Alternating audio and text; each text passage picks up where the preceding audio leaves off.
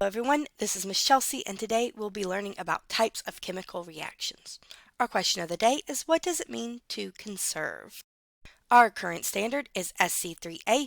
Use mathematics and computational thinking to balance chemical reactions such as synthesis, decomposition, single replacement, double replacement, and combustion, and construct an explanation for the outcome of simple chemical reactions based on the outermost electron states of atoms, trends in the periodic table, and knowledge of the patterns of chemical properties.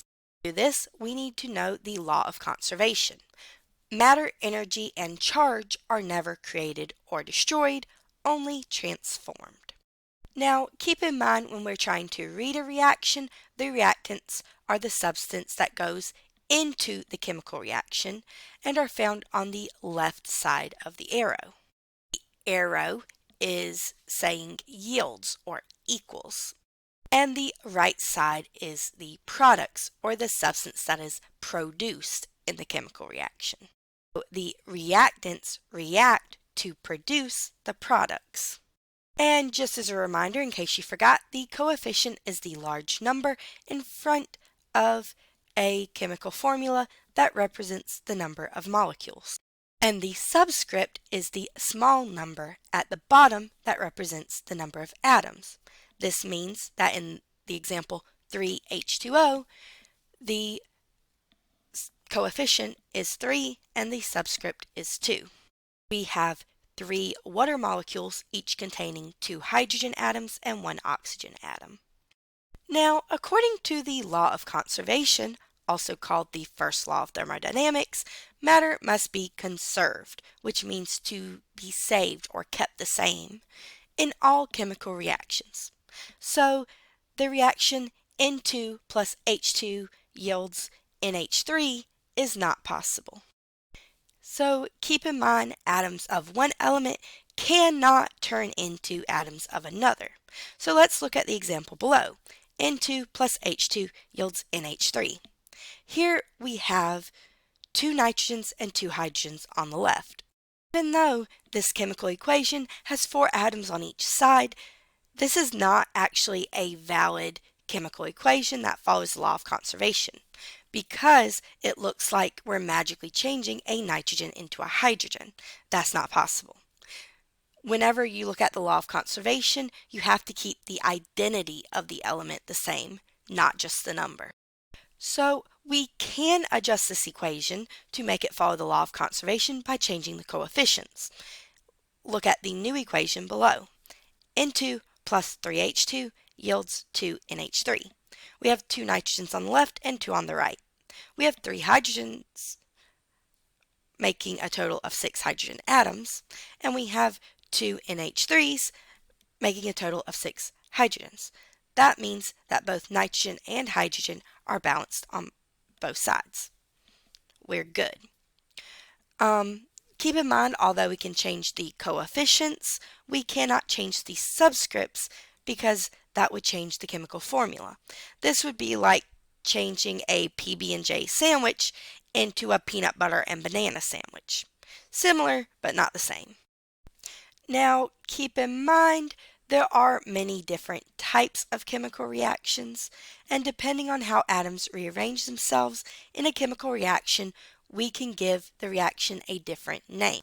Let's start with a very basic one, synthesis. Synthesis means to put together. So a synthesis reaction is one in which 2 or more substances combine to form a new compound.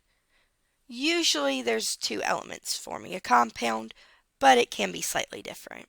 An example of a synthesis reaction would be 2 calcium atoms and 1 oxygen molecule combining to form 2 calcium oxide molecules.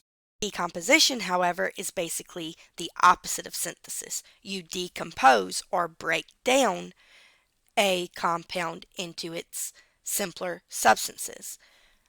Usually we go from a compound to elements, but it could also be like a compound to a smaller compound in an element or something similar.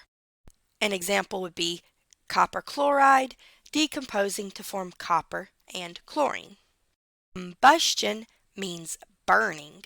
So a combustion reaction is one in which a fuel, usually carbon-based, so carbons and hydrogens floating all around in that molecule, will burn in the presence of oxygen, O2, to form water and carbon dioxide. Now, there are some combustion reactions that will form something different, but we will not necessarily learn about those in this class. That's for later on in your chemistry careers. Let's look at an example. Here we have methane, or carbon tetrahydride, plus 2 oxygens gives us carbon dioxide and 2 waters.